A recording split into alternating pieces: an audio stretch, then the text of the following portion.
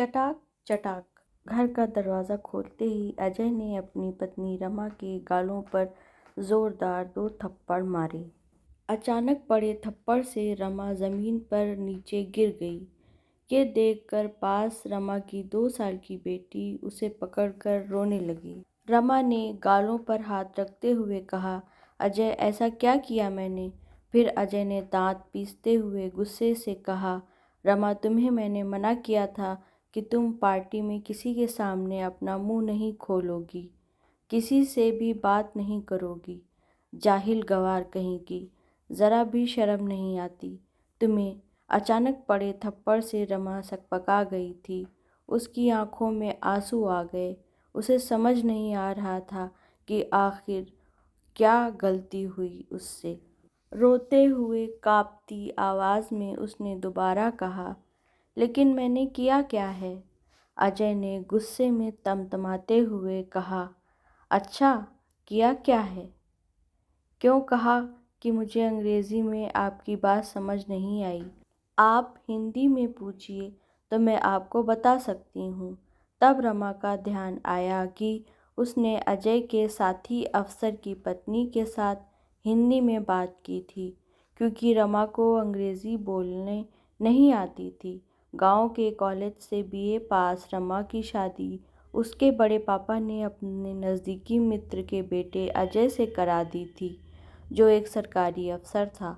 रमा के पिता एक किसान थे और माँ एक सामान्य गृहिणी। रमा अपने माता पिता की इकलौती संतान थी। अजय के घर वाले भी मोटे दहेज के लालच में आकर शादी के लिए तैयार हो गए। रंग रूप और गुण में सुंदर रमा बहुत ही व्यवहारिक और सामाजिक स्त्री थी। इसके विपरीत अजय व्यवहारहीन और अहंकारी व्यक्तित्व का पुरुष था। उसे अपने पद और प्रतिष्ठा का इतना अभिमान था कि उसके आगे वो किसी को कुछ नहीं समझता था। खासकर अपनी पत्नी रमा को तो वो हमेशा से अपने पैर की जूती समझता था। उसके लिए पत्नी का मतलब ही सिर्फ उसकी शारीरिक ज़रूरतों को पूरा करना और घर में दबा कर रखना था। 3 साल की शादी में ऐसा कोई दिन नहीं था जब अजय ने रमा को उसके पढ़ाई और नौकरी पेशा न होने पर तंज न कसा हो या उसके साथ हिंसा न की हो।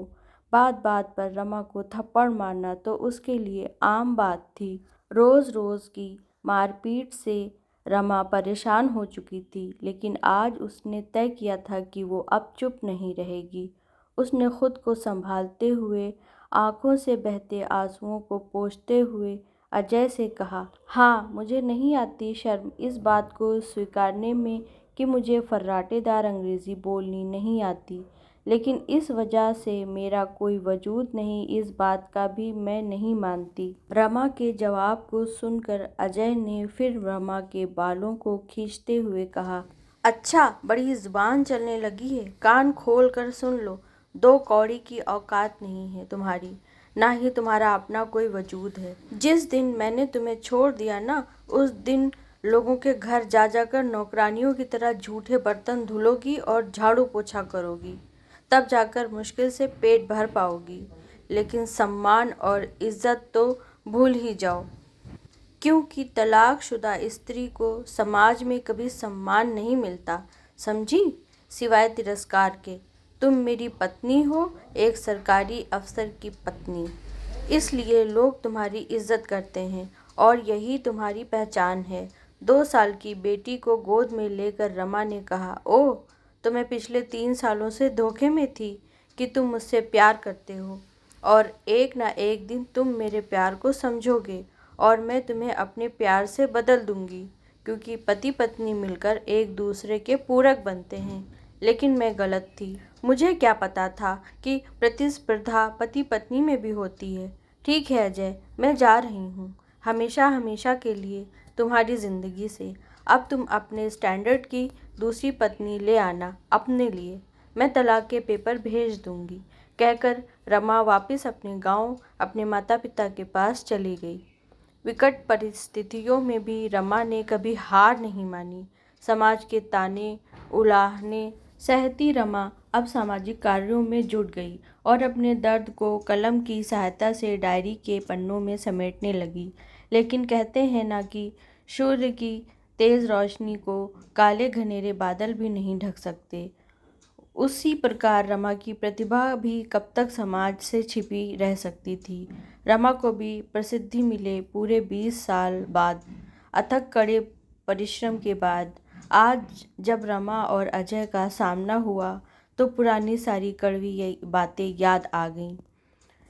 भीड़ से पूरा सभागृह तालियों से गूंज रहा था। आज रमा की उपलब्धियों के सम्मान में उसे महामहिम राष्ट्रपति से समाज में महिला के सामाजिक सुधार एवं उनके प्रति स्वरोजगार पैदा करने के साथ साथ घरेलू हिंसा की शिकार महिलाओं को न्याय दिलाने और उनकी शिक्षा के लिए जागृत करने के लिए पुरस्कार मिलना था।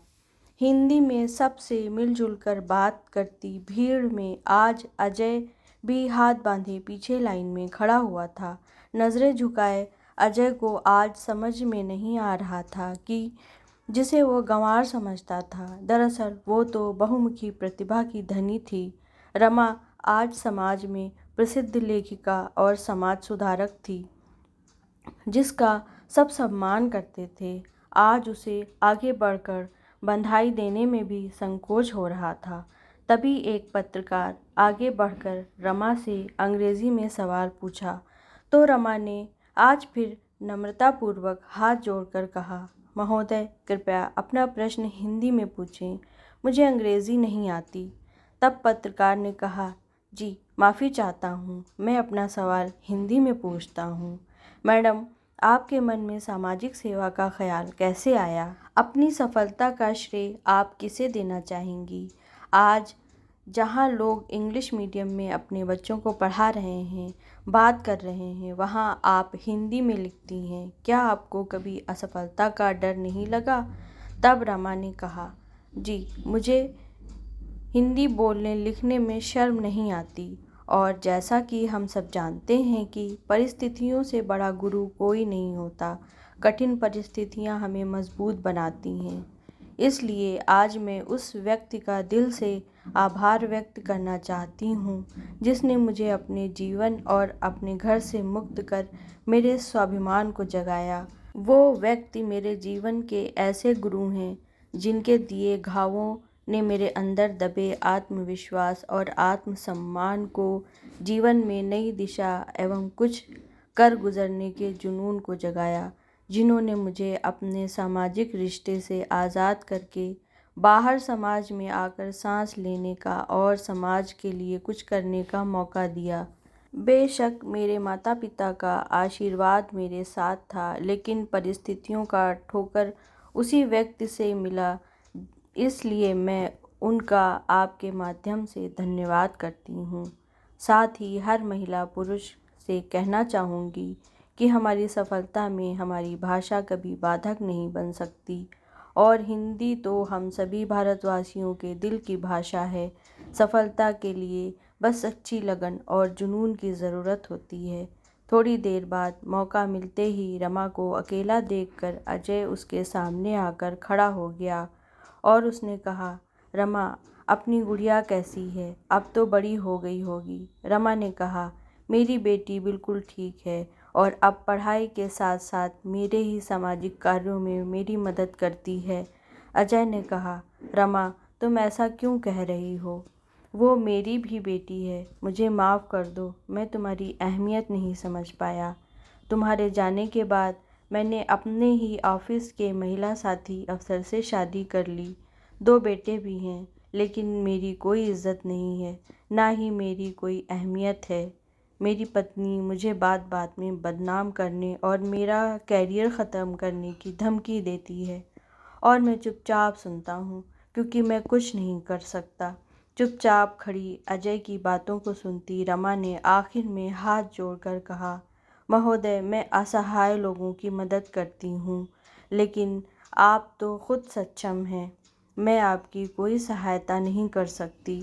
तभी रमा की बेटी वहाँ आ गई और वो अपनी बेटी के साथ वहाँ से चली गई। अजय आज नज़रें झुकाए चुपचाप सब कुछ सुन रहा था, लेकिन आज कुछ भी कहने की स्थिति में वो बिल्कुल नहीं था और अपनी तिरस्कृत के रिश्ते को जाते देख रहा था, क्योंकि वो आज मजबूर था और कुछ नहीं कर सकता था। लेकिन रमा आज मजबूत थी। दोस्तों, उम्मीद करती हूँ कि ये कहानी आपको पसंद आई होगी, तो प्लीज़ इसको लाइक, शेयर और कमेंट करना ना भूलें। कहानी का उद्देश्य सिर्फ इतना है कि हम अक्सर कहते हैं कि ऐसा सिर्फ कहानियों में हो सकता है, लेकिन हम ये भूल जाते हैं कि कहानियाँ बनती ही तभी हैं जब ऐसी घटनाएं होती हैं। उन घटनाओं से प्रेरित होकर ही कहानी लिखी जाती है और महिलाएं तो शक्ति स्वरूपा होती हैं। अगर वो कुछ करने की ठान लें तो फिर कोई शक्ति उन्हें हरा नहीं सकती। कहानी को पूरा देखने के लिए धन्यवाद।